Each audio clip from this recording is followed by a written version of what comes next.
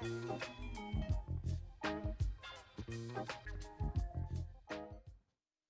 thank you. So good afternoon, everyone. So I'm here to talk about some of the key trends that are taking place in the industry right now, with a particular focus on fake news and also brand safety. But importantly, how these two phenomena, if you like, are impacting the consumer. So in this session, I'll be sharing some of the main findings from a study that I did for Reuters called Tomorrow's News, but also I'll be pulling in lots of other research and insights to support those findings. So in terms of structure, I'm going to start by looking at the industry perspective, sharing some of the trends, some of the thinking, and also some of the priorities relating to fake news and brand safety in particular. So we'll then move on to the main part of the presentation, which is all about the consumer impact, if you like, or consumer views. And this really explores the effect of fake news and brand safety on the end user, and also how they influence opinions on both news brands and also on advertisers as well. We'll then move on to solutions and fixes and touch on any progress that's been made to address these two areas of brand safety and also fake news. Okay, so starting with industry perspectives, the first thing I'd like to do is to define brand safety, ad fraud, and fake news, since the bulk of today's presentation is going to be touching on these. And also they're very closely interlinked, so I just want to make the definitions between the three very clear. So for fake news, I'm going to use the Collins dictionary definition, which has actually only just been released. I think it was last week. And it's also been voted, apparently, Collins Word of the Year in 2017, even though it's two words, actually. Collins said that fake news is false, often sensational information disseminated under the guise of news reporting. Collins also claims that the recent popularity of the term fake news is really being fueled by the US election, and particularly Donald Trump. Moving on to brand safety, from an industry point of view, it's the process and controls implemented to protect advertisers from having their ads appear alongside content that could damage brand reputation. Brand safety is obviously a hot topic in the industry right now, with reports of ads appearing on fake news sites or appearing alongside extremist content, making the headlines pretty regularly over the last 6 months or so. Not surprisingly, advertisers really want more control over this process. They want to know where their ads are appearing, and obviously most want their ads to appear in content that they're proud to associate with. Moving on to ad fraud, sometimes called invalid traffic. So this is defined as the practice of serving ads that cannot be viewed by humans. And ultimately, it's costing the industry a lot of money. And it does come in many forms, and the forms are just constantly evolving. Okay, so moving on to the trend section. For the consumer, technology is pretty much affecting everything that we do now. And by the end of 2017, it's estimated that 3.8 billion people across the world are going to be connected. In addition to that, 5 billion people are going to be accessing or using mobile phones. That represents 66% of the global population. In addition to that, social media is also booming right now, and this is mainly being fueled or driven by mobile, with 2.5 billion global mobile users accessing social media by the end of 2017. On to advertising spend. According to eMarketer, digital ad spend is going to reach $228 billion by the end of 2017, and that's a 19% year-on-year increase. And this is really it's mainly been driven by the duopoly of Facebook and Google, as we all know. And that currently stands in 2017, the estimate, of about half of all digital revenue globally, represented by Google and Facebook. But I think more importantly, if you look at the year-on-year growth, digital growth worldwide, 60% of that growth comes from those two brands. Other trends show that programmatic display now represents well over half of all global digital. Sorry. And this share is continuing to grow. But despite the healthy growth, it's reported by Pixalate that approximately 31% of global programmatic desktop ads run on fraudulent traffic. So I think there's still quite a lot of work to be done in this programmatic space. The problems associated with ad fraud, misplaced advertising, and fake news are pretty prolific this year. In terms of money, it's estimated that $16.4 billion have been sucked up by ad fraud in 2017. So what are the factors that are really driving this problem? Well, firstly, we've got smart bots and trolls, which have really led, to some extent, to the mass production of fake news, particularly over the last couple of years. And I think the problem is, by the time that this content has actually been identified as false, in many cases, the story's already gone viral through social media, and at that point, it's just too late. Secondly, the number of fake news sites across the globe is also fueling the problem. And a recent study by a tech startup company called StoriesNY identified approximately 2,000 fake news sites in the US alone, estimated to be capturing 1.7 billion monthly uniques. This report also revealed that over 20 new fake news sites are emerging in the US every single month. So it is a problem.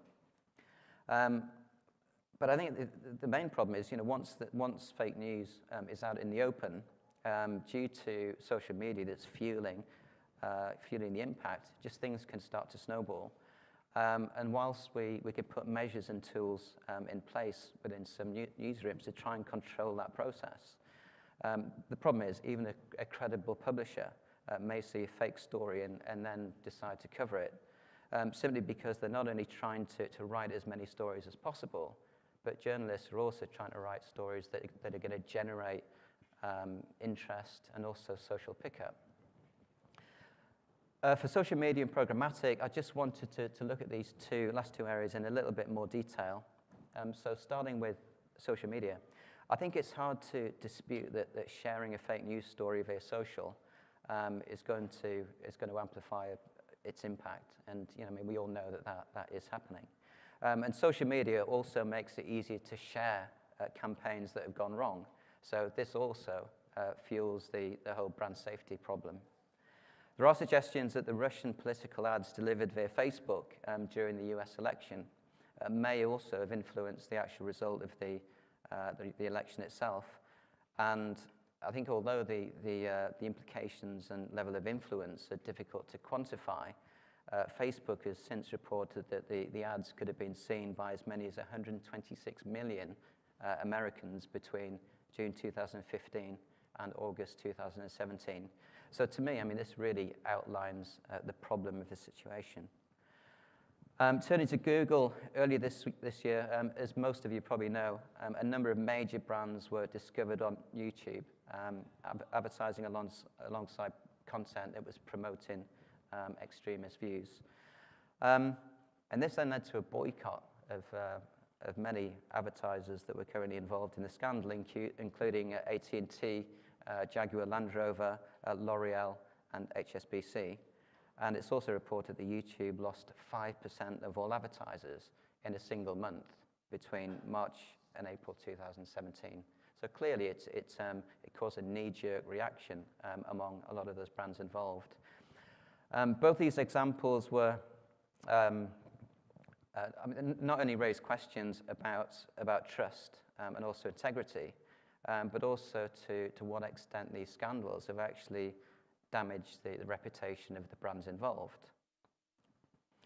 Since these scandals, both companies are planning major changes. Facebook is saying that they're adjusting the way that political or controversial ads are vetted, and Google apparently are giving brands a little bit more control over where they're placing their advertising. Okay, so moving on to programmatic. Since this process was designed to automate how and where ads are placed online, this really means that marketeers can often lose control over where their ads are actually being placed, and also the environment within which the ads are appearing. And another report coming from Story ZY, published in July 2017, identified that over 400 brands had advertised on fake news sites or conspiracy sites without their knowledge. So this, again, this is a problem that's occurring without the knowledge of the brands. The report also points out that programmatic is the main instigator for such brand safety issues. Okay, so what are these programmatic buyers actually doing about this? Well, according to a survey by Yahoo among 400 programmatic decision makers, apparently 96% are actually worried about the fake news problem. In addition to that, 90% are saying that they are actually doing something about it. This includes 43% saying that they're blacklisting fake news sites, 41% are applying context or keyword targeting, and 35% are using whitelists of preferred sites. So we saw earlier the high rates of fraudulent traffic for programmatic, but by putting some of these measures in place, I think the potential negative impact of automated misplacement can actually be diluted. So I think there are things that can be done to improve the situation regarding programmatic. Okay, so moving on, I can't really talk about the industry perspectives without referring to the speech that was done by Mark Pritchard at the IAB Leadership Conference at the beginning of this year. He talked about the non-transparent media supply chain being murky at best and fraudulent at worst, and also the need for greater transparency and simplification through that media supply chain. He also raised the need for an industry-accepted viewability measure and announced that P&G were now adopting the MRC viewability standard, and then he urged all of the industry to follow suit accordingly. Pritchard also criticized inconsistent reporting and the closed measurement systems of Google and also Facebook, and stated that P&G would no longer accept publisher self-reporting without external verification. Finally, he talked about the need for greater transparency around media contracts and also hidden rebates. And since his speech at the beginning of the year, according to Media Radar, P&G has then gone on to reduce its digital ad spend, for now at least, by 41%, while they review progress within the digital ecosystem. So Pritchard not only set out in this speech to, I think, get a response from the digital industry, but importantly to try and encourage change within the industry for the better. But how has the rest of the industry reacted to this? Well, on balance, I think there seems to be a collective agreement with Pritchard's agenda. According to New Base Marketing Priorities, a survey of 1,000 global marketeers, and it was fielded about 2 months after the Pritchard speech, 91% agree that there is a need to simplify the media supply chain. In addition to that, 90% agree that there is a need for an accepted third-party audience measurement. The results also showed that ad fraud and viewability registered the biggest year-on-year increase in the marketing priorities listing. And in terms of the hidden agency rebates, new research by the WFA among global marketeers again showed that 47% cited transparency relating to agency-earned media income as the #1 consideration to focus on in 2018. And importantly, I think from the point of view of this session, I think it's important that brand safety is coming out as the second consideration. And in fact, it's growing at a more significant rate than any of the other attributes shown there. Okay, so sticking to the brand safety theme, I think industry views on this topic do tend to vary quite a bit. Different brands have different views on what they consider risky or what they consider safe, depending on sector, depending on product, service, or defined target audience. In a recent Marketing Week piece, Mark Ritson talked about the polarized views on brand safety within the industry, claiming that it's either a huge problem to some brands or a very small issue that was really drummed up to inflict maximum damage on Google and other digital platforms. And for many global organizations, I mean, scandals like this just can't be tolerated, which is why some brands reacted so quickly to the YouTube scandal by pulling their advertising. Perhaps, I mean, some would argue that this is really a statement of zero tolerance rather than a reaction to a measurable, serious damage result of the brand safety scandal. However, recent research from the CMO Council and Dow Jones shows that, in fact, the majority of brand marketers do actually feel strongly that brand safety issues can have a negative effect on brand perception. We saw that 78% agreed the association with unsavory content actually hurts reputation. However, whilst a high proportion feel that these kind of brand safety issues are important and detrimental to brands, only 34% felt that it actually alienates customers. So this really suggests that we're seeing a bit of a disconnect between what brand marketers think and really what the consumer is feeling. Byron Sharp from the Ehrenberg Bass Institute didn't really see the YouTube scandal as a big deal. This was in a recent interview that he did with the Australian Association of National Advertisers. But he did actually go on to say that the recent scandal actually was giving marketers permission to do something that actually has been boiling up for quite a long time. So in other words, what he's saying here is it's providing a perfect opportunity for them to review their digital activities and investments and also make necessary changes as a result of that. So reading between the lines, I mean, it does really, there is some kind of nervousness, I think, among brands caught up in volatile brand safety situations. And it's frustrating in a way that it's difficult to determine and quantify the real impact of these situations.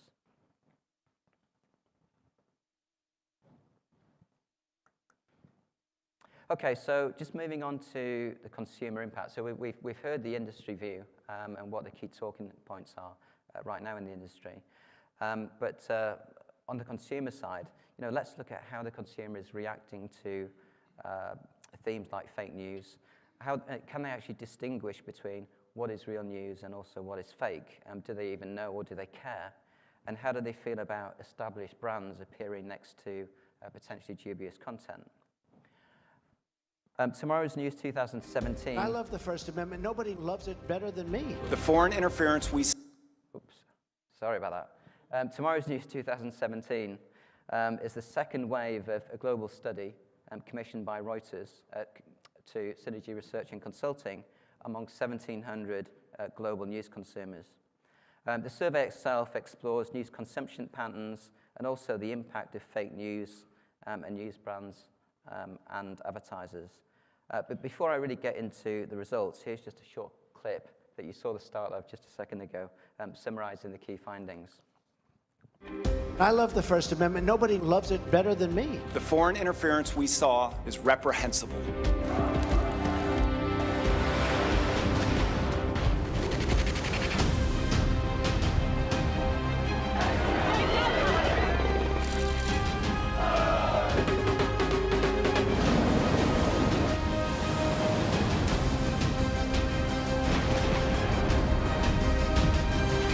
Prime Minister!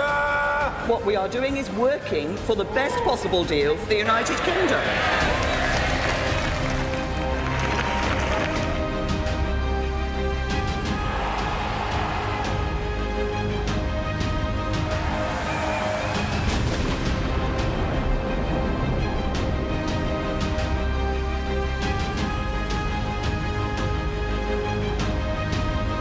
Not you, not you. Your organization's terrible. A lot of the stuff that's coming out of the Kremlin is just ridiculous. Those were lies, plain and simple. Where are you from? BBC. Here's another beauty. It is our job to report on facts and to hold leaders accountable. That is who we are.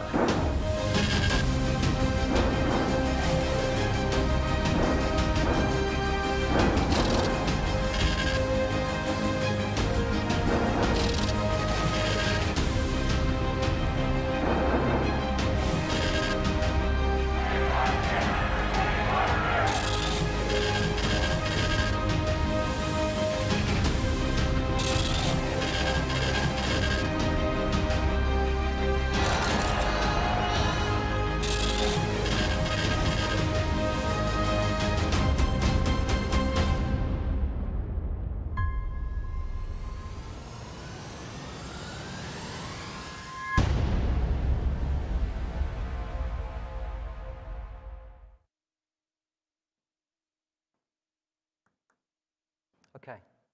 Right, let's just dig into some of those points in a little bit more detail. So tomorrow's news revealed a huge level of interest in news, with news websites by far being the preferred digital platform. But there's still this uncertainty and lack of clarity around this area of fake news. We saw that 70% agree that fake news to some is actually real news to others. And despite its explosion this year, almost 2/3 of tomorrow's news consumers say that fake news is nothing new. And they also don't believe that it's dying down, with 72% agreeing that the debate is not going away anytime soon. In fact, according to another study by Dow Jones called How Brands Annoy Fans, which was also released a couple of weeks ago, almost 2/3 of news consumers say that fake news is actually encouraging them to consume more news, but from trusted sources, which I think is the key point there. And this also supports tomorrow's news, where 54% of news consumers believe that their news consumption is going to continue to grow, but 74% say this isn't being driven by fake news. So we're seeing a rise of fake news and misinformation, which is encouraging an increase in news verification. 82% of global news consumers agree that nowadays they're more likely to check a news story once it breaks. In addition to that, almost 3/4 strongly agree that they would turn to the news brands that they trust to verify a breaking news story, which has increased from 66% last year. And in addition to that, at the bottom there, 76% would also turn to online news brands to verify the source of a story that's found on social media. And there seems to be a general feeling across the industry that trust in social media has declined. 90% of our audience said that social media will never replace any other primary news source. And that's increased from 86% last year. And in addition to that, 69% would never share content via social media until they have all the information they need about a story. And finally, at the bottom there, 28% of consumers trust news stories shared on social media, so only a tiny proportion, and that's decreased from 32% last year. So this data is also backed up by Millward Brown's Trust in News research released last week, confirming that trust in political news via social platforms has actually declined to by a much greater degree than other platforms, and that's really in the wake of fake news. So tomorrow's news also moved on to ask about consumers who are consuming news content, and also who are consuming fake news, and asking them where they actually, or who they think is driving that debate. And we see here that it's political supporters, it's social media, and it's activists that are the most important actors in fueling fake news. Okay, so we're now going to go on to explore the relationship between consumers, brands, fake news, and brand safety, which I think is probably the most important part of the session here.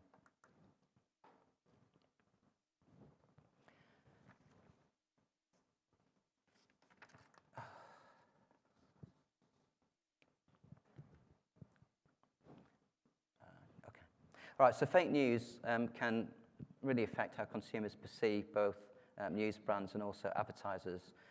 we see here that 93% of tomorrow's news consumers agree that they're more likely to use a news brand that hasn't been involved in fake news. And 95% agree that the association of a news brand with a fake news story can actually damage its reputation. Furthermore, 87% agree that it's damaging for a brand to advertise on a news site implicated in fake news.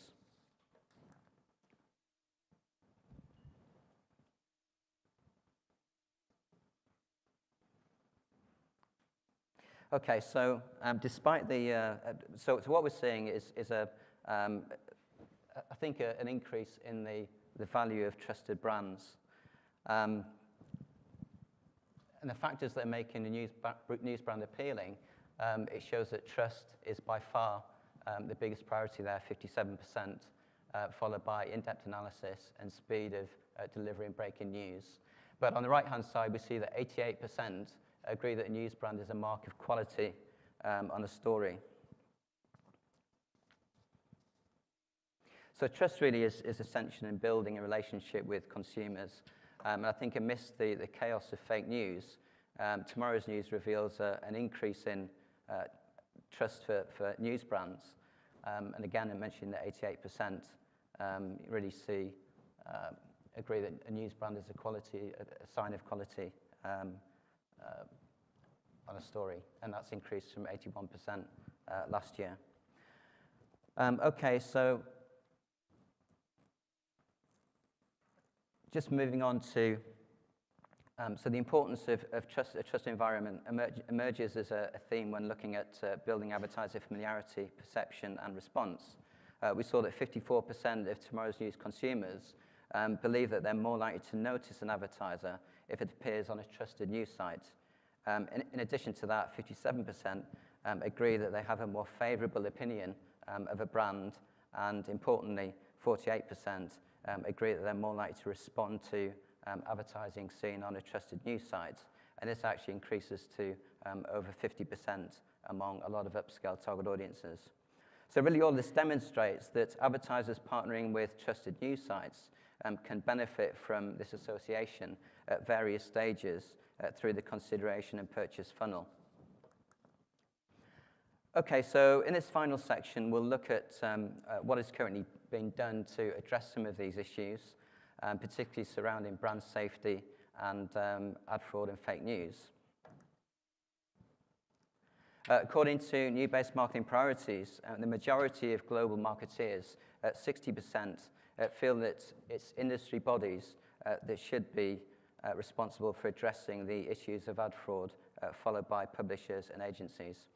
I think progress has already been made by several organizations and associations to counter advertising fraud. These include the MRC and the Trustworthy Accountability Group. But there's still quite a way to go, and the industry really needs to work together on these particular issues. And encouragingly, on the right-hand side, 96% of global marketeers really do support this idea of industry collaboration. So moving on to brand safety, Dow Jones and the CMO Council reveal that 67% of brand marketeers believe that media agencies should be responsible for ensuring proper ad placement, followed by digital ad buying networks, and then the digital channels itself. But I think, again, with this high level of overlap that we see here, again, this really points to the need for collaboration for progression. Brands themselves have taken our responsibility by developing new guidelines for agencies and also networks, and taking steps to better track and monitor digital advertising internally. Brands also need to ensure that they're working with third-party verification providers who have the integrations and also the tech in place to minimize the risk of misplaced advertising. Publishers are also involved, introducing more technology to track down fake news stories. Google and Facebook have also introduced steps this year to tackle fake news, ranging from user tools to report fake news to algorithms which better direct and signpost deliberately misplaced articles. But I think the big opportunity lies with quality publishers. The real solution for marketers is to focus on quality placements within trusted publishers in brand-safe environments.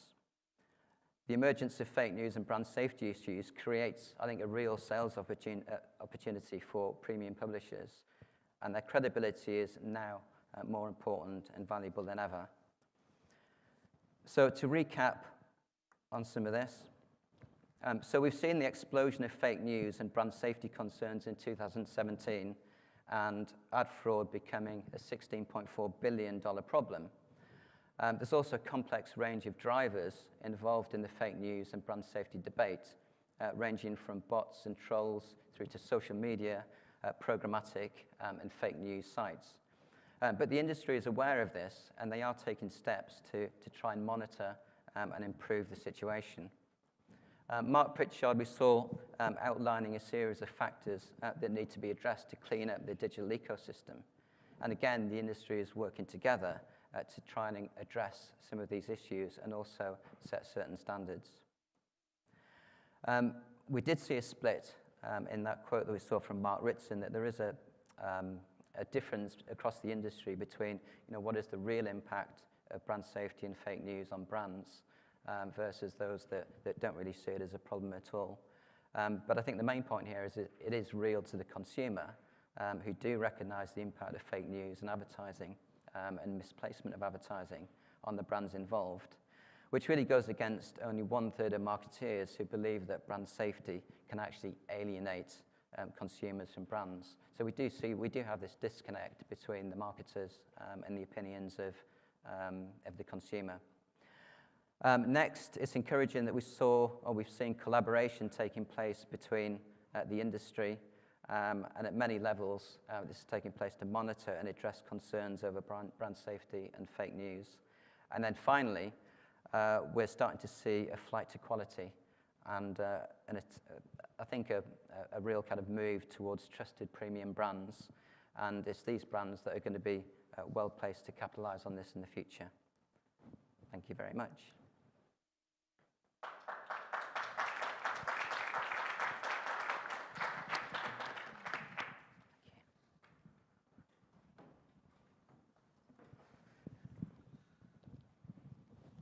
All right, thanks very much for that. We do have time for questions, even though I'm sure everyone is quite sleepy after a hectic few days.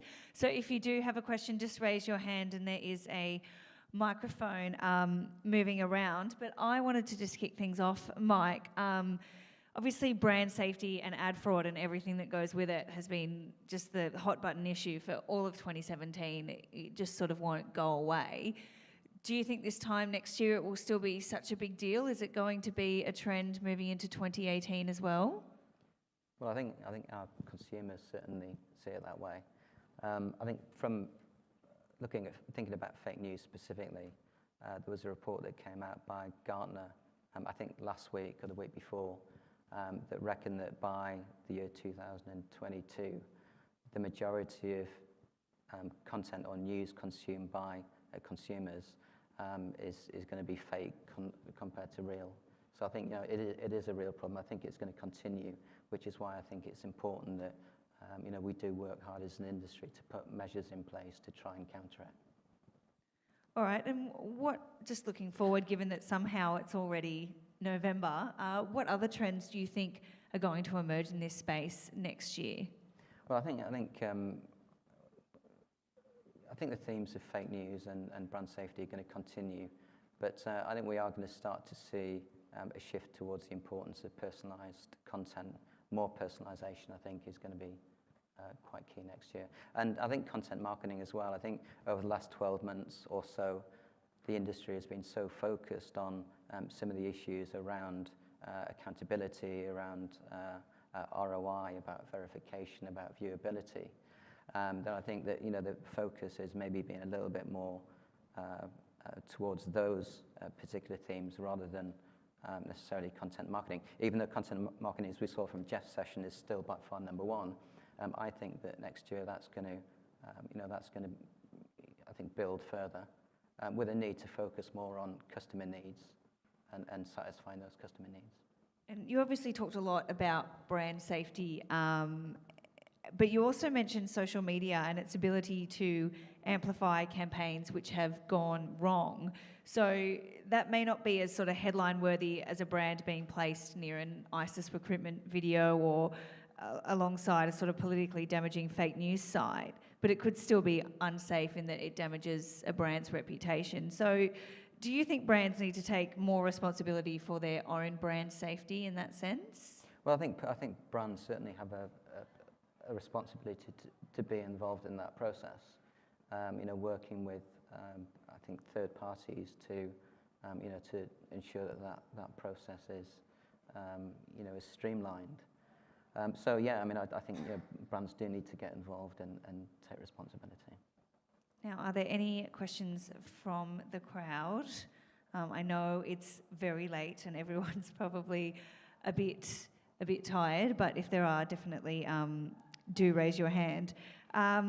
So can you sort of think of what's the solution to all this? I mean, I feel like we've been pontificating about it for more than a year, especially since the Mark Pritchard comments and everything that Mark Ritson back in Australia has been talking about. Can you see a light at the end of the tunnel, or indeed an end, or is it a problem with no solution?